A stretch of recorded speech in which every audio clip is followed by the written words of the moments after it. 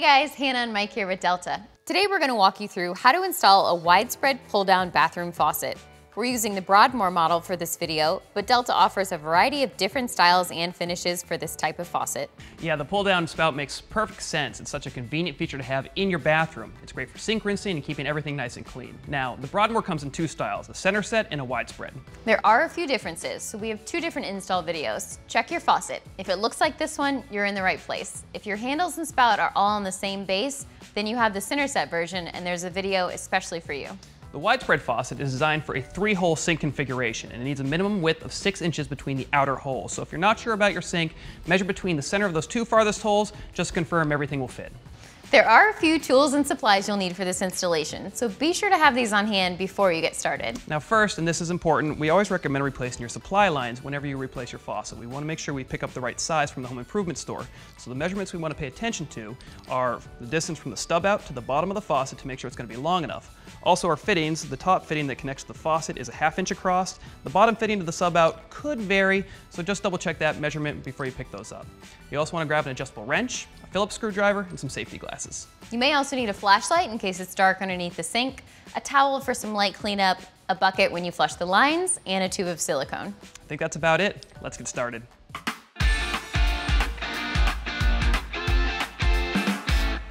So we're going to get started by installing our end valves. I'm going to start with the hot, and I know that this is the hot because there's a tag on the copper tube. We're going to take our plastic gasket. You'll notice there's a groove. We're going to make sure that groove faces up, and it just fits nice and easily right onto the bottom of the handle. Hot is always on the left side, and I'm going to make sure that my copper tube is to the outside of the sink. Place it in, and before I do this, I want to make sure I don't bump these quick connect tabs. If I damage this, I'm not going to be able to connect my quick connect hose later. So we'll just drop this in. Now you'll notice my sink surface is smooth. If you're working with an uneven sink surface, you may need to use some silicone to ensure a watertight seal. So I'm going to do the same steps for the cold. Take my gasket, slide it over, copper tube facing out, place it right in, making sure not to bump my quick connect tabs. Perfect. Now I'm going to hold these centered while Mike tightens it up from underneath. If you're working alone, a pro tip, hand tighten them from underneath, then come back up, make sure everything is centered, then go back down and do your final tighten. With our end valves dropped in, we're next going to lock them in place using my washer and my lock nut. I'm going to basically thread my washer followed by my lock nut, screw side down over my end valve shank, threading it tight to the bottom of the sink. I'm going to start with my cold side, and I want to make sure I'm feeding my copper tube through the center of the washer and the nut. All right, flex that up tight to the bottom of the sink.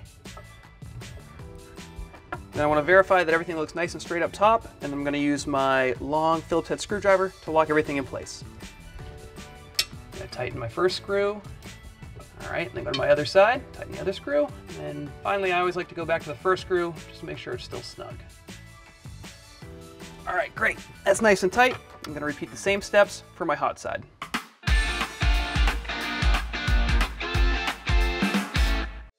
Now it's time to install our spout. We're going to take our plastic gasket, again groove side up, and we're going to slide it onto our spray hose. Put it on the bottom of the spout. Then I'm going to feed the spray hose down the center hole, making sure that this doesn't get kinked on anything. Just drop that in. Again, if you have an uneven sink surface, you may want to put a little bead of silicone under the gasket to ensure a watertight seal. Okay, I think we're ready to tighten this up. Now that we have our spout dropped in, I'm going to secure it to my sink using my gasket, my mounting plate, and then also this nut. And all these are going to thread up onto the mounting stud attached to the spout. Now you'll notice the plate and the gasket have a notch in them. I want to make sure this notch is facing the back of the sink to make sure that we're not going to pinch our spray hose at all.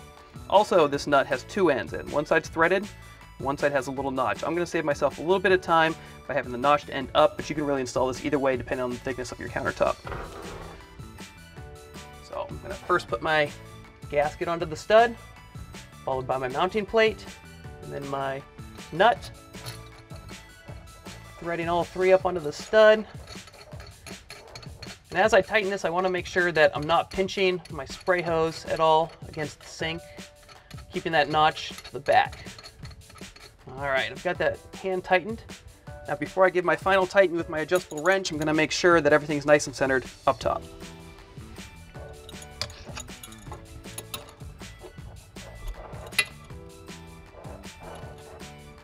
All right, everything feels nice and tight, nothing's pinched, so we're ready to move on to our connections.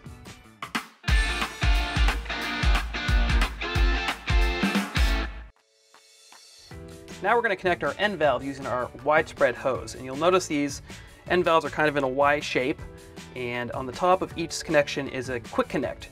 And what this is a little clip where we have little plastic clips already installed in the end valves, and you're just going to push this up on there, aligning the clips with the other tabs. It's going to click into place and make a nice solid connection. So I'm going to start with my cold side. And a little pro tip is you can kind of see the clips are oriented front to back. You can spin them around to make sure it's easier to push on. A little bit of pressure up, clicks into place, a slight tug down just to make sure everything's nice and locked in. I'll repeat the same steps for the hot side now. All right, little tug, that one looks like a good connection as well. Next, we're going to connect our sprayer hose into the bottom of our widespread hose. And this is a good time to talk about, we want to make sure that both the sprayer hose and the widespread hose are on the same side as the drain. You can see here I'm falling on the other side, so I'm going to move my hose to the other side. All right. Now the second thing is, on this quick connect, on the bottom of my sprayer hose, I have a flat side, 2 flat sides, and then 2 rounded sides. For this to fit into my quick connect, I want to make sure I line my plastic clips with the flat side of the sprayer hose. And just like the other ones, push it right into place until it clicks. And then a little bit of a pull down to make sure I have a good connection. We should be able to move right on into installing our weight. Now, the weight will come in 2 halves. So we're going to need our Phillips head screwdriver to loosen up at least one of the sides until we can slip it over our hose. Now the position of the weight on the spray hose is important for proper function of the faucet. You'll notice we have kind of a loop at the bottom here. We want to make sure we install the weight just above the bottom of the loop on the sprayer side. So I'm going to go ahead and slip the weight over the hose like so. And I want to make sure nothing's pinching as I tighten this back up, that the hose is falling in the exact center of the weight. Install my screw. Perfect. That looks good. Again, I'm checking to make sure nothing is contacting the hose. It might snag it as it moves up and down. Now I think we're ready to move on.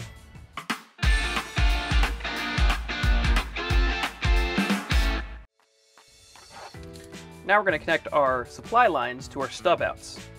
I'm going to start by hand threading on my cold side. I'll use my adjustable wrench just to give it another turn or 2 until it feels snug. I don't need to over tighten this, just enough to get a good connection, good seal. All right, that feels good. Repeat the same steps for the hot side.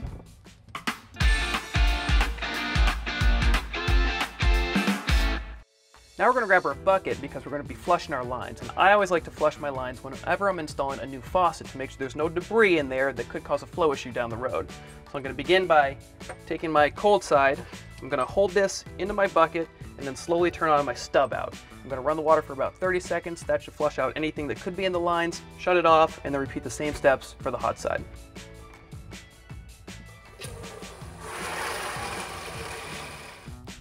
All right. That should be good. Use my towel for some cleanup. And then same steps for the hot side.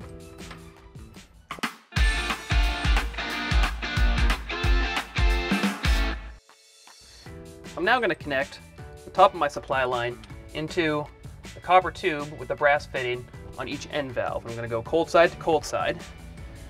To begin by hand tightening it up onto the fitting. Now I'm going to use my adjustable wrench to give it the final tighten. However, I don't want to twist this copper pipe up here, so I'm going to hold the brass fitting at the end of the copper pipe right above the threads with my groove joint pliers. I'm going to go ahead and put my pliers on there with one hand, and then with my free hand holding the copper tube steady, use my adjustable wrench. All right. That feels good and tight. Now I'm going to repeat the same steps for my hot side, turn on my water supplies, and then check for any leaks at all my connection points.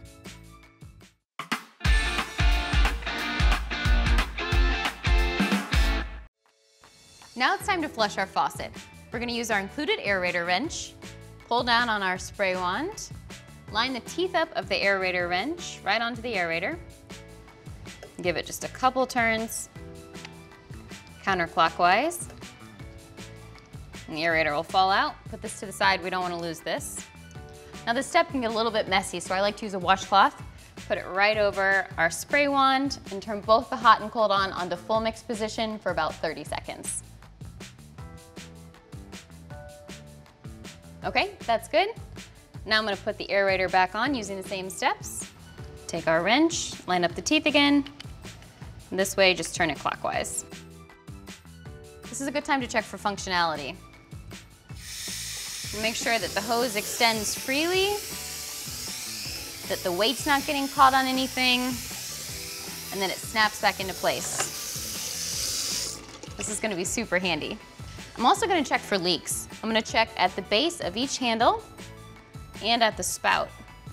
We look good. We're ready to move on to installing our push-pop drain.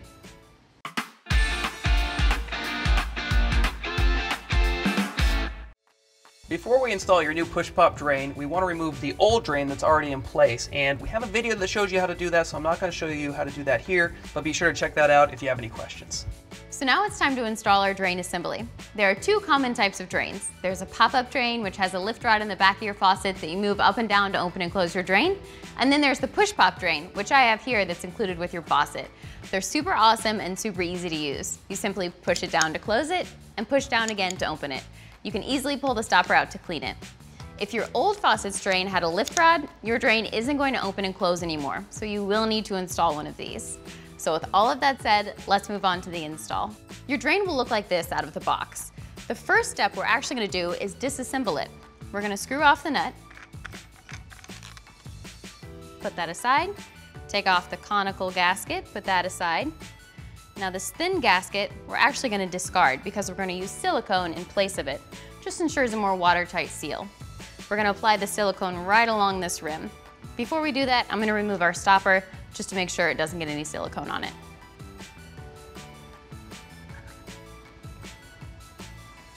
Put our silicone right along the edge. Perfect. Now we're gonna drop it in our sink. So Mike's gonna tighten this up from underneath the sink. As he does so, some excess silicone might squeeze out the sides, so I'm gonna make sure to wipe it up. Now that we have our drain in place, I'm going to secure it to the bottom of the sink using our conical gasket and our drain nut. Now you'll notice the gasket has an angled level and then a flat side. I want to make sure the angle is facing up towards the bottom of the sink. I thread it up the bottom of the drain. I'm going to hold the free side with my hand to try to keep it in place. I don't want it to move around too much because of the silicone up top. And then get that gasket set up above the threads. Next I'm going to use my drain nut. And you'll notice there's a flat side, and I want to make sure the flat side's facing up so it hits the gasket as I thread it on the body of the drain. All right, and this time we really want to tighten this down as much as we can. Make sure we get a good, nice, tight seal to the bottom of the sink. All right, that feels good and tight. Now I'm going to hook up the rest of my plumbing, and we should be good to go. Wiping up the excess silicone. Okay, now it's time to put in our stopper. Just drop it in, apply some downward pressure. Okay, now we'll let the silicone cure and then we'll be ready to use the faucet. I can't wait. For more Delta projects, tips, and suggestions, look for other videos. And if you have any issues, be sure to call Delta's customer service. They have a whole team on hand to answer any questions. You're gonna love this faucet. Enjoy.